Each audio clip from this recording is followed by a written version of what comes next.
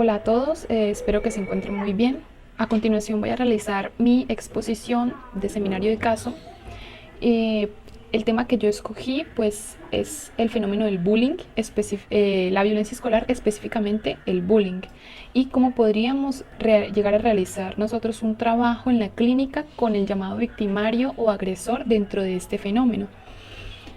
Entonces, pues para empezar voy a hacerles un poco una aclaración sobre a qué nos referimos cuando llamamos bullying específicamente y por qué y cuáles son sus características, porque vemos que inicialmente la violencia escolar no se trata solo de bullying, o el bullying no se ve solamente en el contexto educativo, puede darse en muchas esferas dentro de la sociedad. Sin embargo, se cataloga dentro de uno de los fenómenos de violencia escolar porque usualmente se presentan más que todo en los colegios. Entonces, pues cuando hablamos de bullying y nos remontamos a su etimología, vemos que pues la palabra bullying, bull, significa toro en inglés. Y ing, la terminación, nos refiere al acto, es decir, el acto de torear. Entonces, jugar a torear a una persona eh, principalmente es querer hacerla ver en ridículo, ponerla en una situación incómoda, pues muchas veces burlarse de ella y este tipo de situaciones ante los demás. Entonces, Gallo, vemos que Gallo en su texto de Violencia Escolar y Autoridad retoma a la historiadora Cleo Fanté, quien nos va a decir un dato muy importante, que es el que ella dice que bullying originariamente significaba una expresión de afecto. Entonces esto nos va a empezar a dar unas coordenadas muy importantes porque vemos que muchas veces se pasa de ese juego en la cotidianidad del colegio, ese juego, esa broma, pues, esas bromas que van, digamos, en un comienzo halagadoras, que son divertidas, pero que luego van convirtiéndose y teniendo como ese aire de rivalidad, esa tensión entre los pares. Es lo que se conoce comúnmente ya como broma pesada, ¿sí? Entonces, esta broma pesada ya llega a un punto en la que se va a volver como pasa de ese sentido afectivo a tener cierto tono de agresión. Entonces, ya hay como un goce concomitante ahí. Y es en ese punto en el que pues vamos a venir a hablar quizás cierto, cierta violencia entre pares. Entonces, pues es importante diferenciar ese tipo de bromas pesadas de lo que realmente caracterizamos como bullying. Entonces, para pasar a esto, en primer lugar, es muy importante que tengamos en claro y tengamos en cuenta la noción que se tiene en psicoanálisis de lo que es el conflicto y la discordia en el vínculo social, ¿sí? Entonces, Freud ya planteaba en algunos de sus textos que en la constitución pulsional del hombre hay cierta o hay gran dosis de agresividad. Y Lacan retoma pues estos planteamientos para realizar una diferenciación muy importante de lo que es la intención agresiva del hombre de la tendencia agresiva en el hombre, ¿sí? Entonces, él llama a intención agresiva en el hombre eso que hay en este y que es necesario para que pueda lograr determinados objetivos, determinadas actividades, ¿sí? Es decir, el hombre, gracias a esa intención agresiva, puede lograr determinadas metas que se pone, pero que una vez las realiza, pues esa intención agresiva se logra regular, ¿sí? Ya hay un punto en el que logra su objetivo y se regula. Sin embargo, a lo que llamó tendencia agresiva es a esto que va más allá de solo realizar este tipo de actividades en el hombre.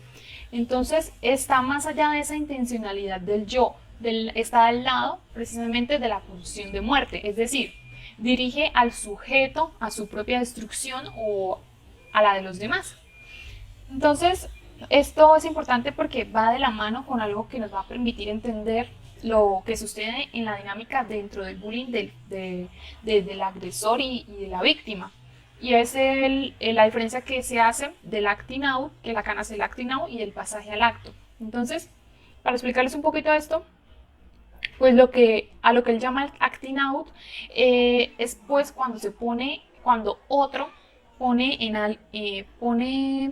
acto una circunstancia en el sentido de un llamado al otro, es un mensaje, ¿sí? Eso está en el plano de lo simbólico, todavía ahí en el acting out se quiere buscar hacer llegar un mensaje al otro. Entonces, por ejemplo, una tentativa de suicidio es solamente la tentativa de suicidio, es precisamente ese llamado al otro, ¿sí? Está en los planos del mensaje, en la dimensión del mensaje.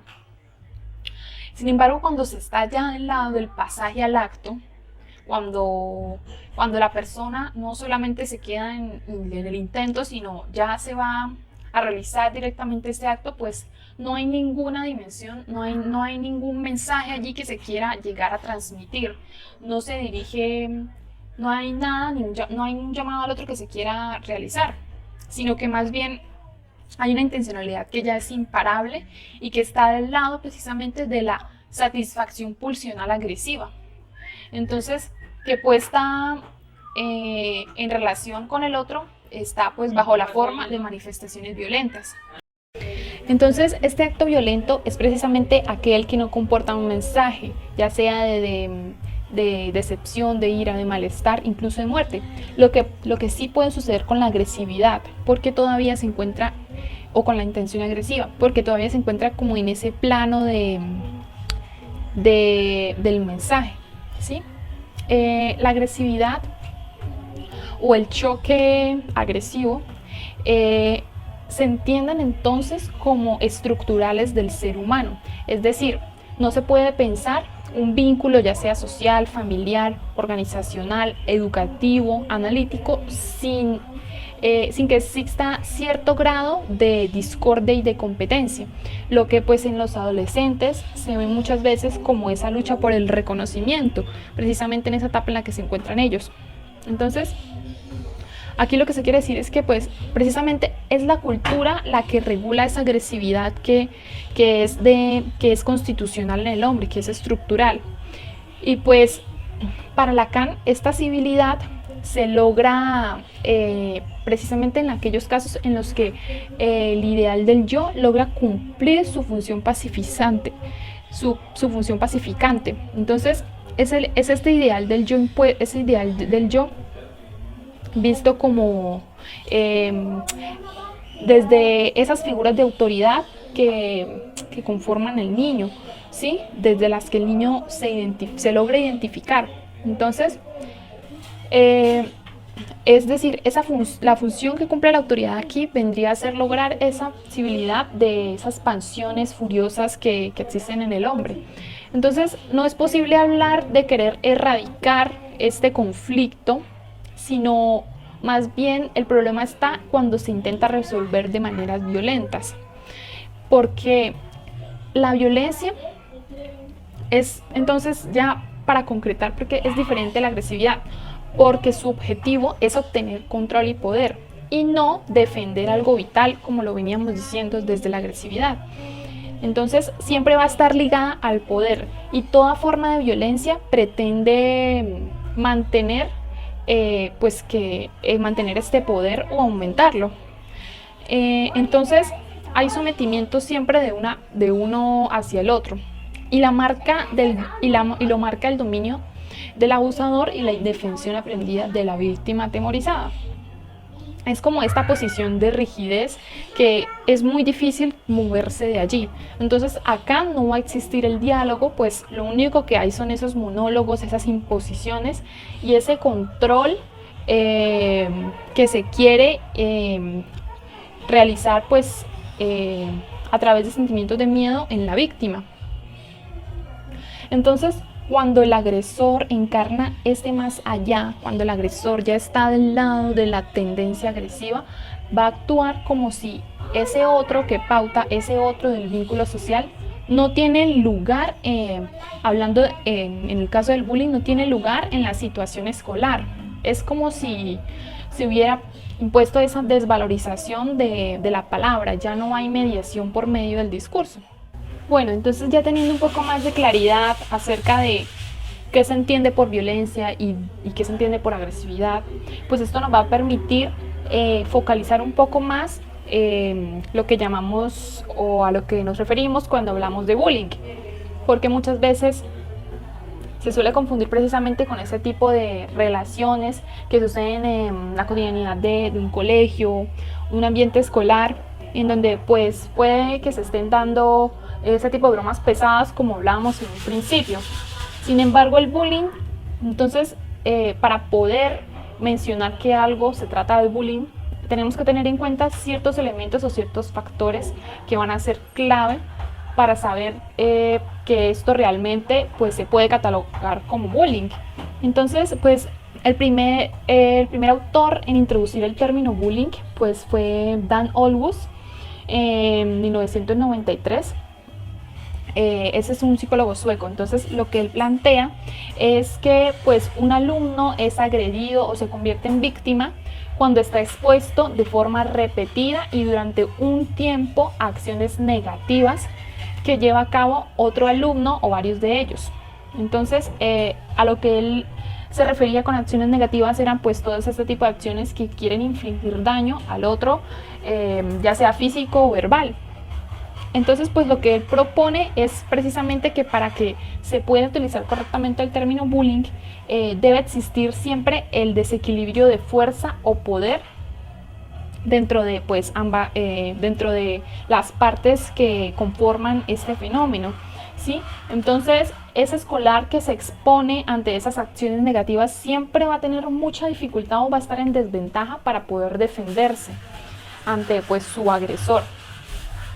Entonces ya tenemos claro que para hablar de bullying tenemos que tener en cuenta primero 4 elementos claves. Primero, que pues debe haber un cálculo muy anticipado por parte del acosador de dañar o de querer dañar al otro. El segundo es la repetición sistemática del daño.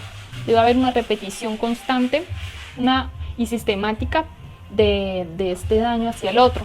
El tercero es la permanencia del objeto al que se le dirige la agresión y su indefensión, es decir, debe ser siempre hacia la misma persona o hacia el mismo objeto y pues que éste manifieste cierta indefensión. Entonces, el cuarto ya pues nos viene a decir que es un cálculo inconsciente de la víctima, pues para no hacer nada por salir de la situación en la que se ve sometido. Este cálculo pues está relacionado con cierto beneficio inconsciente del cual él no tiene noticia. O sea, acá ya estamos hablando de la posición que asume muchas veces el acosador, ¿sí? En ambas partes siempre va a existir un goce inconsciente por estar en ese lugar. Es decir, no es que estén ahí porque sí, no. La víctima siempre como que va a ver en su victimario algo, ¿sí?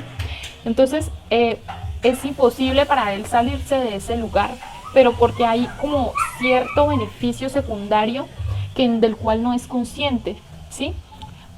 Es decir, como que encuentra un lugar dentro del hecho de verse sometido ante este.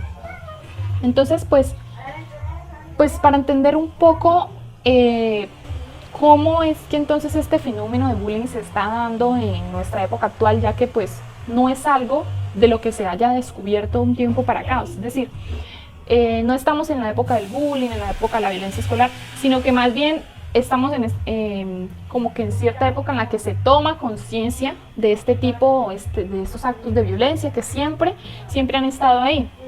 Sin embargo, hoy en día es cuando pues hay mayor conciencia sobre estos. Entonces, es importante tener en cuenta el contexto y la época en la que se está manifestando y pues para entenderlo mejor, Ubieto nos viene a proponer 4 puntos para responder a esa pregunta de pues qué hay de nuevo en esta época para explicar esas formas que toma este fenómeno, ¿sí?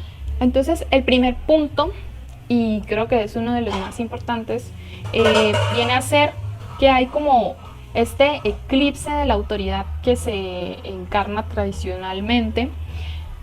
Entonces, no es que haya una ausencia de normas en la sociedad actual, porque de haberlas, pues las hay. Sin embargo, se trata más bien como de ese hecho de valorar a esa autoridad o esas figuras de autoridad por su capacidad para inventar soluciones, para transmitir un testimonio vital a sus hijos, para acompañarlo en su recorrido durante pues las diferentes etapas de su vida. Entonces, precisamente esto es bastante clave porque, como les venía diciendo, esas figuras de autoridad o este ideal o estas formas de identificación del niño con sus padres o con las figuras que lo hayan venido criando a lo largo del desarrollo de su vida, pues son precisamente las que van a lograr neutralizar ese conflicto, ordenar esa vida grupal y esa constitución agresiva pues con la cual viene el hombre, el ser humano.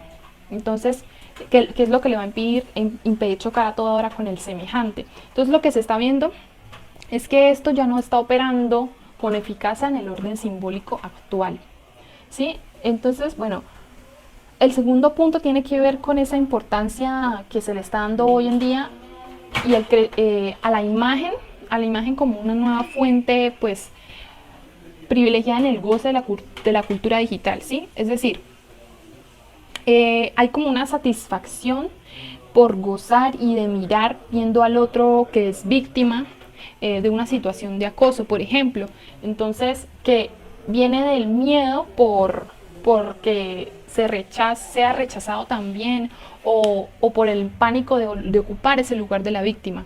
Entonces, y aquí pues hablamos de ese lugar que ocupa el testigo dentro del fenómeno del bullying, ¿sí?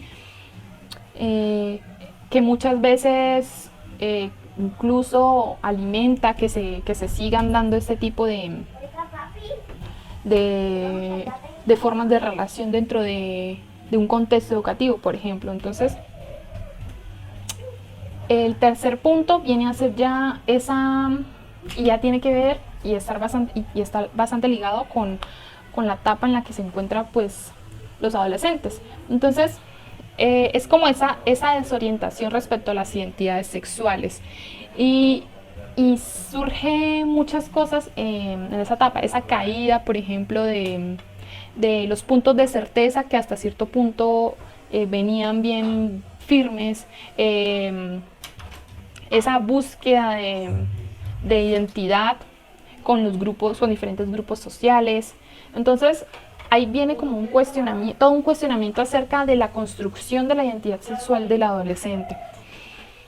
Y el cuarto punto ya nos viene a hablar pues del desamparo que vive el adolescente ante quizás esa pobre manifestación que se da hoy en día de parte de los adultos, de lo que quieren de ellos en la vida, ¿sí? Entonces, ante esa soledad que se ve, pues se encuentra como un refugio en los semejantes y precisamente cuando hablamos del bullying o del acoso escolar, entonces es como una solución temporal para ellos encontrarse o identificarse dentro de estas posiciones. Pues ante todo el desorden y el caos que se vivencia en esta etapa del desarrollo. Bueno, entonces ya teniendo un poco más claro el panorama general acerca de lo que es violencia y de lo que viene a ser la agresividad desde el ser humano y específicamente a qué nos referimos cuando llamamos bullying, pues ahora voy a pasar a realizar cuál sería la forma de intervención en la clínica psicológica desde un enfoque pues de psicoanalítico, psicodinámico, en el invictimario o el agresor que pues vemos dentro del fenómeno del bullying. Entonces voy a retomar algunos planteamientos de Héctor Gallo en su investigación sobre violencia escolar y autoridad. Y pues lo que él nos va a venir a plantear es que precisamente lo que ha caído en el niño acosador es ese ideal del yo, que en un comienzo estábamos planteando que pues era lo que permitía esa civilidad en el hombre, ¿sí? Ese pacto con el otro, ese vínculo social sin pues estar chocando a toda hora. Entonces, o llegar pues a unas formas pues más extremas de violencia. Entonces, del acosador podemos decir que él se comporta como si él fuera la ley. Es decir, no ha caído como esa barra del significante que limita su goce. Y hablamos aquí pues cuando nos referimos de goce hablamos a esos modos de satisfacción excesivos que no pasan por las coordenadas del placer, del equilibrio y la justa medida. Es como ese empuje dañino que se opone a los ideales de autorregulación, de buenas costumbres y de pues buenos hábitos de vida. Entonces es por esto que el acosador se va a ensañar en el asedio del otro más débil y lo va a colocar en el lugar de desecho, es decir, que está puesto ahí para ser gozado como al otro le venga pues en gana. Entonces, el niño acosador no admira, no le reconoce solidez al otro, porque para él está destituido, es decir, nada ve en ese otro que quiera adquirir. Entonces, es como si no hay lugar en el otro para llenar su falta, ¿sí? Entonces no hay nada que le despierte curiosidad y no copia nada que venga de ese otro. No hay una identificación con esas figuras. Entonces es por eso que la autoridad ahí languidece y la compasión no existe para el acosador. Entonces lo que viene a plantear él es que el acosador no se identifica con esas imágenes ideales del otro, sino que más bien con unos significantes amos de goce que lo tienen completamente capturado. Entonces, un significante aquí puede ser una palabra dicha o no dicha, que se supone que proviene de los educadores, de los padres, de las figuras de autoridad de su infancia. Entonces, de cualquiera a la que se le haya sido atribuido es un sentido de autoridad en algún punto. Entonces, esas palabras dichas o no dichas son con las cuales pues el sujeto puede llegar como a afirmarse y como que adquieren un lugar de comando en el sujeto, ¿sí? Entonces, es un imperativo para él el hecho de que, por ejemplo, en algún punto le hayan llegado a decir o haya escuchado estas palabras de esas figuras a las cuales les atribuye cierta autoridad. Por ejemplo, tú tienes que aprovecharte del más débil. Entonces eso es lo que él toma y lo tiene capturado completamente, lo coloca como si fuera algo que debe comandar su vida para siempre, ¿sí? Entonces es por esto que él se justifica psicológicamente y pues es lo que va a permitirle que ese empuje a dañar al otro, ¿sí? No va a cuestionarse nunca por esto, no va a querer aceptar una crítica de sí mismo, no va a poner en cuestión lo que él ejecuta, ¿sí? Es decir, no está como esa producción de un síntoma que sea analizable, que implique lo que hablamos ahora, un mensaje que sea dirigido al otro, que está pues, como lo decíamos, en el plano de la intención agresiva. Acá ya no hay un mensaje.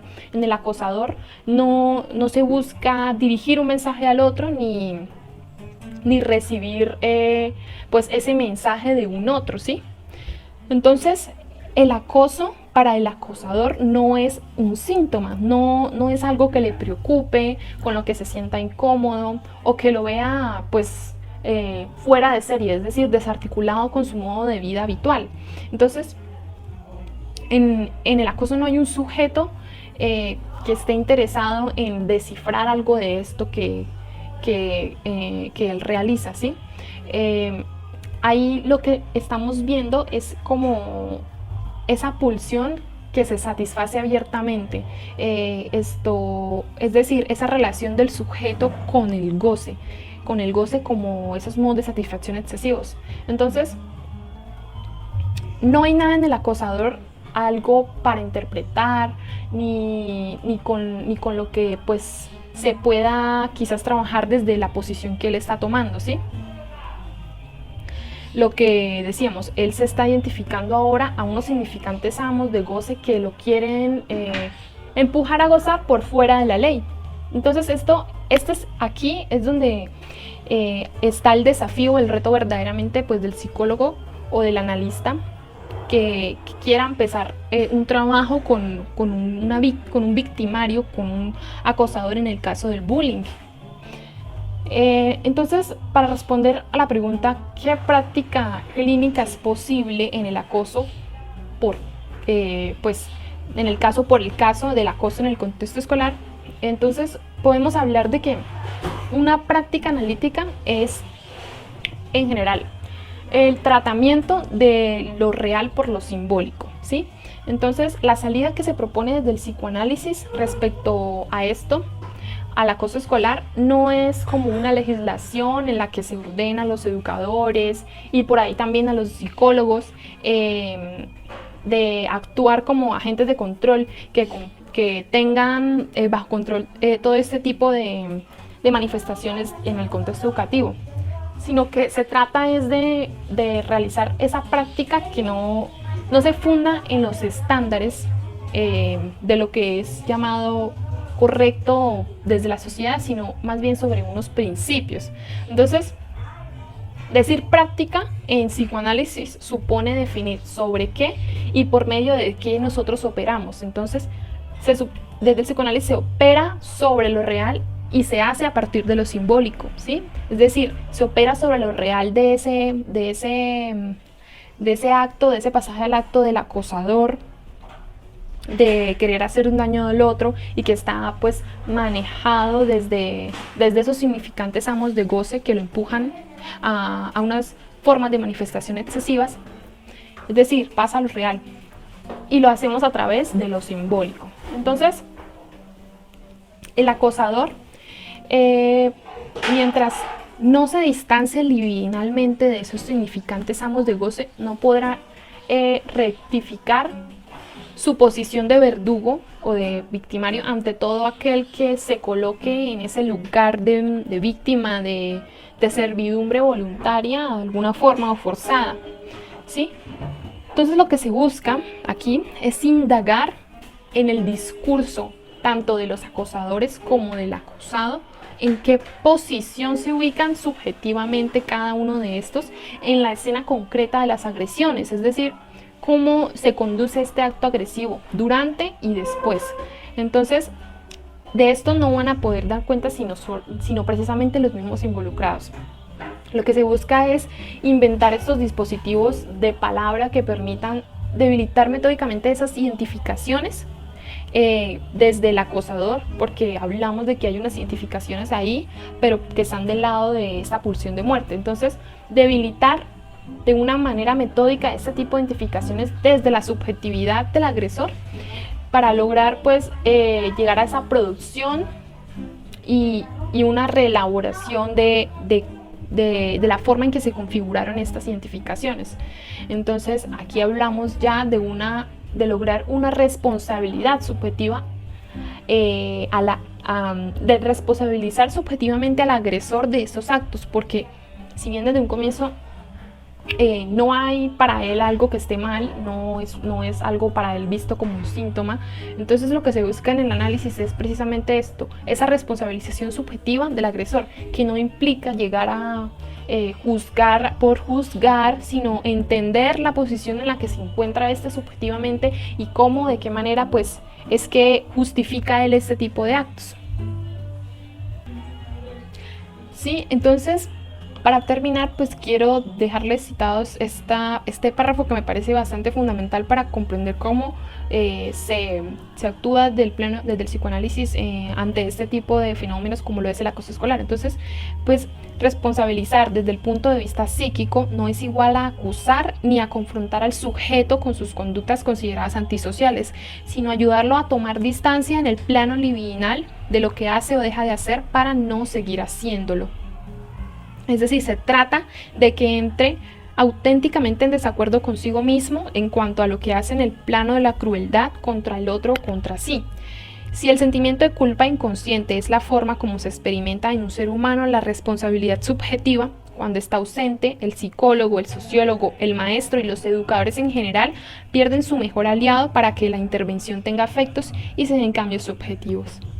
Entonces, pues eso es todo por ahora. Espero que les haya gustado. Si tienen alguna duda o si pues no entendieron alguna parte de la exposición, me pueden hacer todas las preguntas que tengan por medio del formato que cada uno pues debe llenar, y ahí pues podemos realizar o elaborar pues la discusión. Pues muchas gracias por escucharme y espero que estén muy bien todos en sus casas.